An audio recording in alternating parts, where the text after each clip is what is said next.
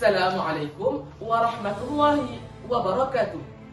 Sekalung penghargaan kami hulurkan buat pimpinan majlis kombinasi kehakiman intelektual yang berintegriti, div kehormat yang disanjungi. Seterusnya, hadirin hadirat yang dikasihi dekat di hati. Salam Malaysia Madani, rakyat bahagia menggamit dunia. 66 tahun yang lalu tercipta yang tarikh keramat. 31 Ogos kita merdeka. Fajar 16 September 1963 lahirnya Malaysia tercinta. Dua tarikh yang berbeza, tetapi rahsia pembentukannya hampir sama apabila perpaduan dijadikan pegangan. Dari keruntuhan Melaka, Terbina semula mercutanda ternama meneruskan langkah ke arah kecemerlangan. Oleh itu, demi meneruskan wasilah perjuangan kami tampil dengan modul pidato 5 prinsip rukun negara. Hadirin, rukun negara merupakan ideologi kebangsaan Malaysia yang diperkenalkan pada 31 Ogos 1970. Bertujuan untuk membentuk kepribadian rakyat sebagai bangsa Malaysia yang bersatu padu. Ada 5 prinsip rukun negara yang menjadi tonggak pada perpaduan. Yang pertama, kepercayaan kepada Tuhan. Yang kedua, kesetiaan kepada raja dan negara. Yang ketiga, keluhuran perlembagaan. Keempat, kedaulatan undang-undang. Dan kelima, kesopanan dan kesusilaan. Bagaikan 5 pendekar perkasa yang keris tersisi sempurna, teguh bersatu demi Melaka. Begitulah rukun negara. Dengan hanya 5 prinsip, tampaknya negara tidak mampu berdiri.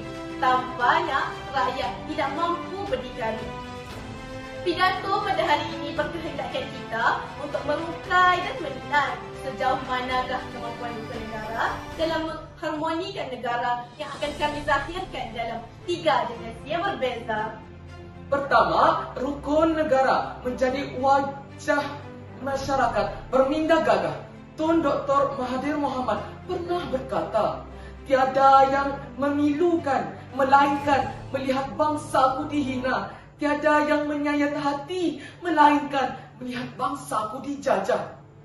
Percayalah, seandainya kemerdekaan yang kita tuntut pada hari ini tidak kita hargai, sudah pasti ayam yang ditambat akan disambar henam dan padi di dalam tangan akan menjadi lalang. 5 prinsip rukun negara ini perlu dijadikan selamat dalam kehidupan kita. Hadirin, cuba sejenak kita hayati sejarah Islam. Bagaimana konsep ummah itu diterapkan dalam Piagam Madinah. Sebanyak 47 pasal telah digarap yang menjunjung nilai keadilan dan kesetiaan. Dalam konteks negara Malaysia moden pada hari ini, perlembagaan persekutuan negara telah menjadi cerminan yang sama. Apabila rakyat berminda gagah, tidak akan wujudlah isu jatah negara yang diperlakukan secara jelik, isu jalur gemilang yang dipasang secara terbalik, isu keagamaan yang sering dikritik dan diusik, serta pelbagai isu sensitif yang pelik-pelik. Sebaliknya, kita maju ke hadapan untuk mencapai kecemerlangan yang kita sama-sama impikan. Rukun negara menjadi wadah, tentulah masyarakat berminda gagah. Kedua, penghayatan rukun negara dicanai. Perpaduan yang lebih erat akan disemai. Semua warga negara perlu bersatu padu dan mendukung aspirasi untuk membentuk masyarakat Malaysia tanpa mengira warna kulit, budaya maupun agama. Rakyat Malaysia yang terdiri daripada pelbagai suku kaum dan dipisahkan oleh Laut Cina Selatan seringkali diancam oleh gelodak perpecahan seperti pagar yang tiada kelihatan.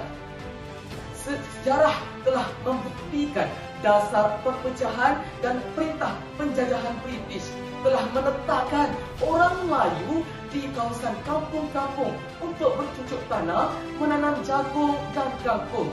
Orang Cina pula sebagai peniaga dan penongkong, manakala orang-orang India diletakkan di kawasan ladang-ladang getah untuk menjadi pekerja supaya dikerah dan diperah.